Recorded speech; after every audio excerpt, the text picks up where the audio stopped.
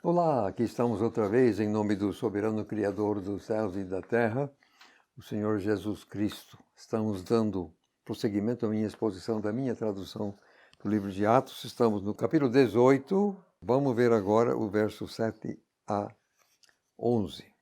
E saindo dali, isto é, da sinagoga, ele foi para a casa de um homem chamado Justo, temente a Deus, cuja casa ficava ao lado da sinagoga. Já Crispo, o chefe da sinagoga, creu no Senhor com toda a sua casa. E ao passo que iam ouvindo, muitos coríntios iam crendo e sendo batizados. Então o Senhor disse a Paulo por visão noturna: Não temas, antes fala e não te cales, porque eu sou contigo e ninguém te atacará para fazer-te mal, porque tenho muito povo nesta cidade. Com isso, ele permaneceu ali 1 ano e 6 meses, ensinando a palavra de Deus entre eles. Isto aqui foi uma estratégia muito boa. Paulo sai da sinagoga, ele não está devendo mais nada à sinagoga, aos judeus, então ele se instala numa casa particular, no caso de um sujeito com nome de Justo, que curiosamente ficava ao lado da sinagoga, mas não tinha nada a ver, a casa era dele. Então, foi possível desenvolver a igreja sem dar satisfação absolutamente nada à sinagoga e aos judeus que não queriam. Foi muito importante essa estratégia. Curiosamente, Crispo, o chefe da sinagoga, creu. E vamos ver que depois, no próximo episódio, tem outro chefe chamado Sóstenes, claro. Uma vez que Crispo se converteu, caiu fora, então a sinagoga tinha de eleger outro chefe. Agora, essa visão que Deus deu a Paulo, convenhamos que foi muito importante, muito encorajador para ele. Olha, ele já tinha sido apedrejado em Listra, certo? E tinha sido surrado brutalmente em Filipos, não? Então, de sorte que essa promessa, olha, certamente foi muito alentadora. Deus, pode sossegar, fique tranquilo, que aqui nada disso vai te acontecer. Então, pode falar, pode abrir a boca. Não tem problema, eu vou te proteger. Amém, Deus. Essa notícia foi boa demais. E Deus dizendo, eu tenho muita gente nessa cidade. 1 ano e 6 meses, convenhamos. Então, esse povo recebeu, convenhamos, assim, uma educação teológica razoavelmente boa, bem fundamentados, na verdade, o que, no entanto, não os blindou contra problemas, e é preciso entender disso. Um fundamento bom teológico não te vai blindar contra problemas, como vamos ver que de fato não faltou problemas por aí. Mas, por outro lado, naturalmente, estar bem fundamentado na palavra é uma vantagem sumamente grande. Nos versos 12 a 17, temos um caso curioso, meio sui generis. Vou ler então versos 12 a 17. Ora, enquanto Gálio era procônsul de Acaia, os judeus se levantaram a uma contra Paulo e o levaram ao tribunal, dizendo: Este sujeito está persuadindo o povo a cultuar a Deus contra a lei. Aí, estando Paulo para abrir a boca, Gálio disse aos judeus: Ó judeus, se de fato se tratasse de algum delito ou crime grave, seria razoável que eu vos ouvisse. Sendo, porém, uma questão de palavras e nomes e vossa própria lei, é problema de vocês. Eu não serei juiz dessas coisas. E os expulsou do tribunal. Meramente expulsou do tribunal. Então todos os gregos agarraram Sóstenes, o chefe da sinagoga, e o espancaram diante do tribunal. Mas Galho não se deteve com nada disso. Até aí. Agora, esse Galho é interessante. O que a gente vê nas entrelinhas é que ele não gostava muito dos judeus. Quer dizer, ele tinha de suportá-lo, mas gostar era outra coisa. Então, quando eles chegam com essa queixa, mas que não era uma queixa dentro da lei romana, era um problema deles, da religião deles, aí Galho está nem aí. E ele também ele não poupa, assim, palavras certas. Problema de vocês. Quero lá saber. E ainda mandou cair fora do tribunal. Aí os gregos, menos de 2% dos manuscritos gregos de má qualidade omitem. Os gregos seguidos, você já sabe, pelas versões modernas, espancaram esse tal de Sócrates, quer dizer, agora é o novo chefe, que o primeiro Cristo havia se convertido a Jesus, espancam. Agora, qualquer versão que você tem na mão, provavelmente vai dizer que Galho não se importou com nada disso. Eles fazem isso seguindo 15% dos manuscritos que fazem. E isso é o que você espera que tenha sido dito, que era isso mesmo. O verbo aqui é um pouco diferente, quer dizer, dos 85%, incluindo a melhor linha de tradução, que eu traduzo aqui que ele não se deteve. Olha. Galho certamente era um homem bastante ocupado com sua própria agenda. Ele não gostou dessa interrupção e ele não estava a fim de perder mais nenhum tempo com essa coisa. Então, ele se mandou meramente, não se deteve, quer dizer, tchau, não ia perder tempo mais. Então é isso que eu traduzi por ser, no meu entender, o texto correto. Galho não se deteve com nada disso. Agora, o outro não se importou também, faz sentido tranquilo. Verso 18 a 23. Eu vou ler verso 18 a 23. Paulo ainda permaneceu ali um bom tempo. Depois despediu-se dos irmãos e navegou para a Síria, acompanhado de Priscila e Áquila. Abre parênteses, ele tinha rapado a cabeça em Cencreia porque tinha um voto, fecha parênteses. Ele chegou a Éfeso e deixou Priscila e Áquila ali. Abre parênteses, após ter entrado na sinagoga e arrazoado com os judeus, fecha parênteses.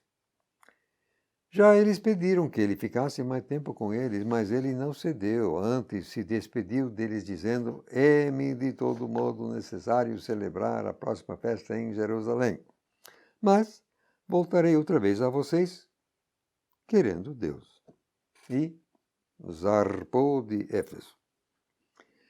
Após ter desembarcado em Cesareia e ter subido e saudado a igreja em Jerusalém, ele desceu para Antioquia. Depois de passar algum tempo ali, ele partiu e percorreu sucessivamente a região da Galácia e da Frígia, fortalecendo os discípulos. Eu confesso que eu não entendo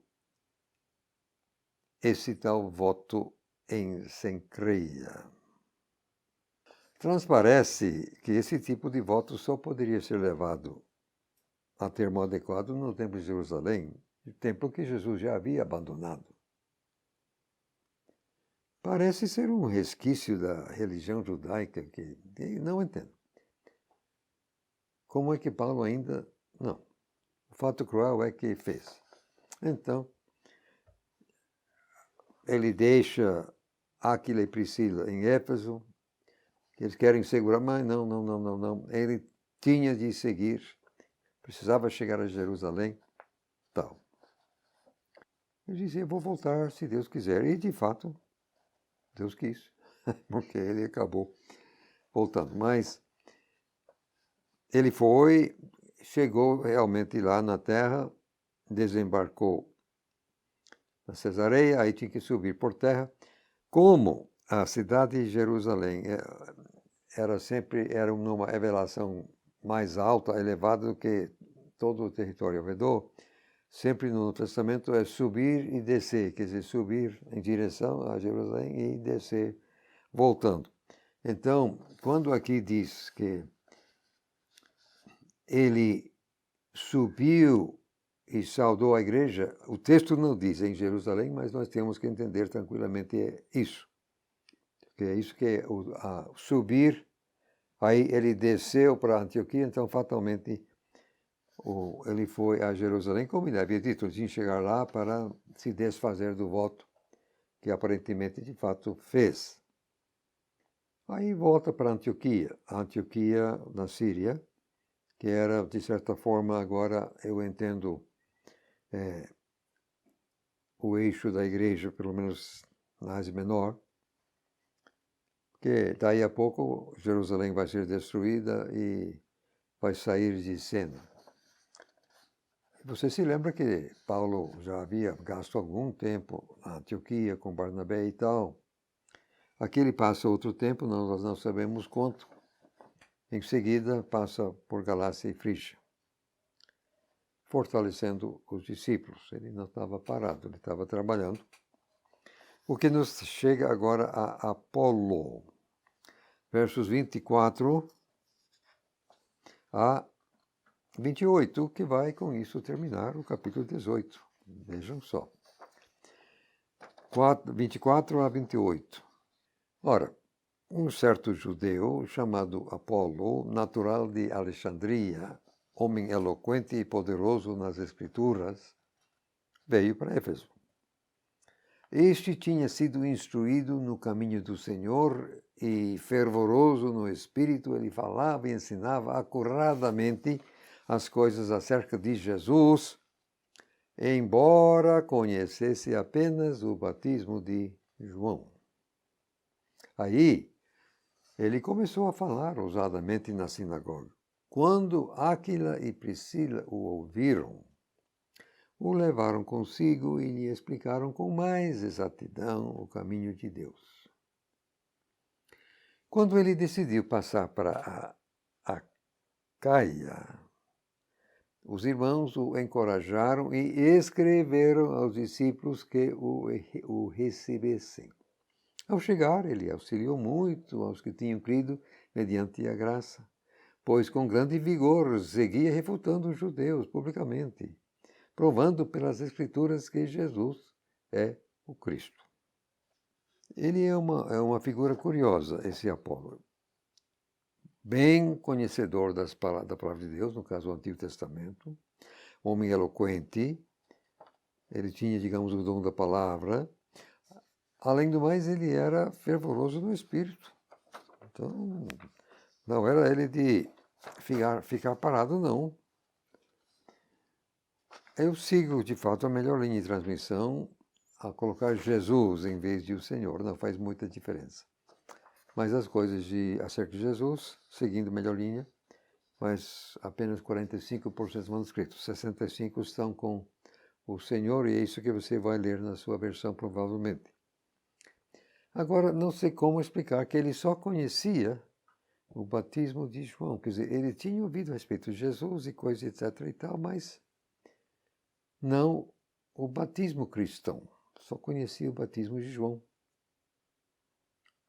Aí, Áquila e a Priscila ouviram, quer dizer, fatalmente eles ainda frequentavam a sinagoga, na tentativa de ganhar alguém e tal.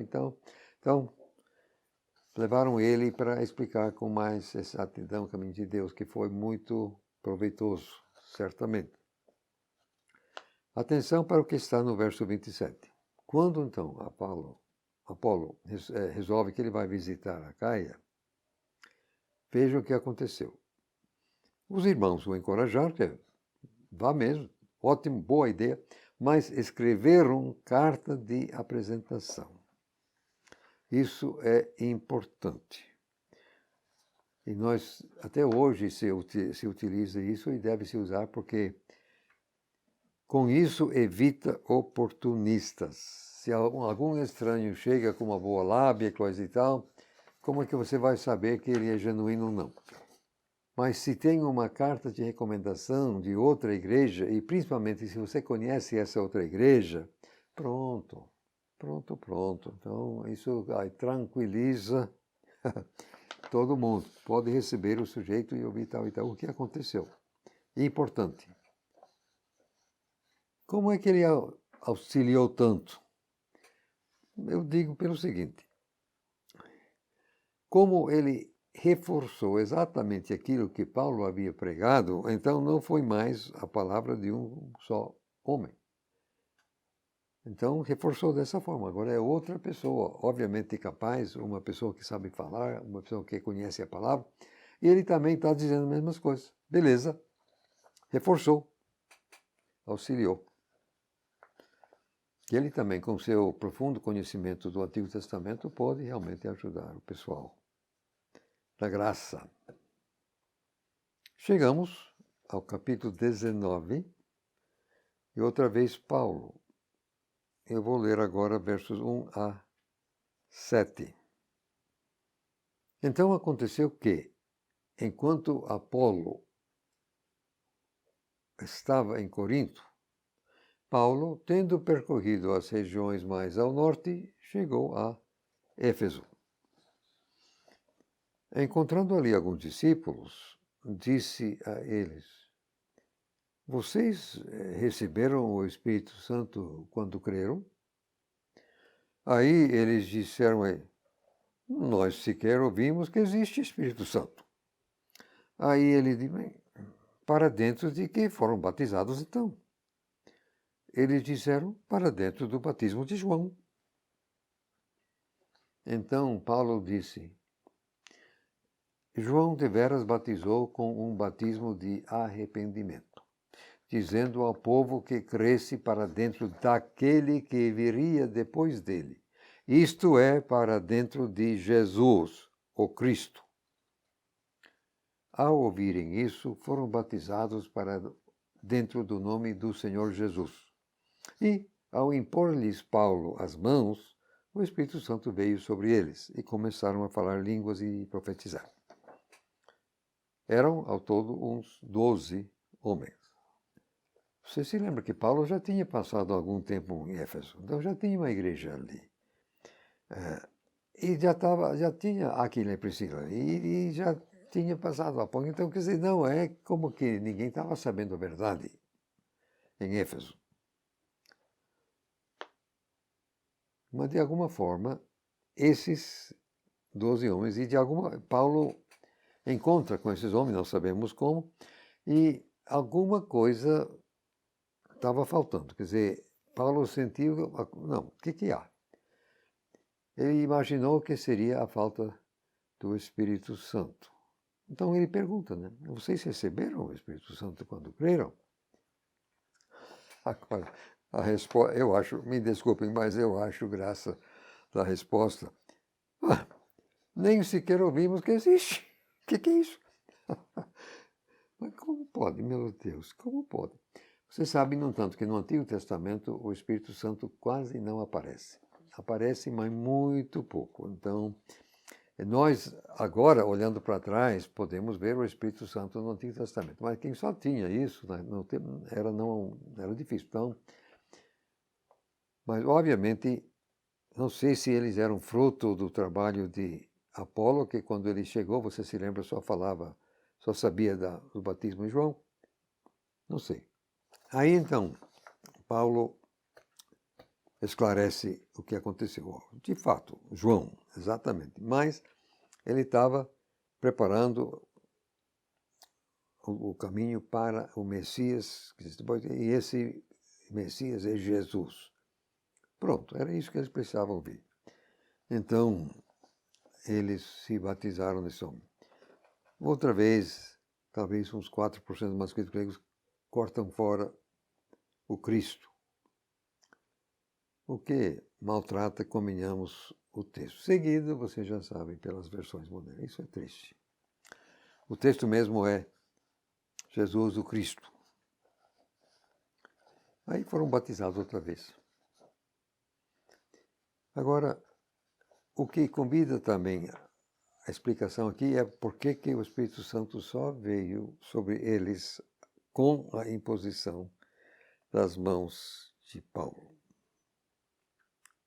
No caso de Pedro, como já explicamos, como Jesus havia dado a Pedro as chaves do reino, então eu entendo que em Pentecostes Pedro usou a chave para abrir a porta ao judeu. Aí ele foi a Samaria, abriu a porta aos samaritanos e, por fim, no caso de Cornélio, ele abriu a porta do reino para os gentios. Isso Pedro, mas aqui é outra coisa, aqui é Paulo. Não sei porquê, quer dizer, quem sabe Deus resolveu fazer assim para realmente provar aqueles 12 homens que de fato o que Paulo tinha pregado era a verdade, que ele tinha de fato dado um esclarecimento correto. Aí, com a chegada do Espírito Santo, como diz a gíria, matou a charada. Quer dizer, pronto, está resolvido, não tinha mais o que duvidar, como de fato eram 12. Vamos repetir em Éfeso a estratégia que deu tão certo em Corinto, versos 8 a 12. Mas isso vamos deixar para o próximo vídeo, se Deus permitir. Que Deus nos abençoe a todos.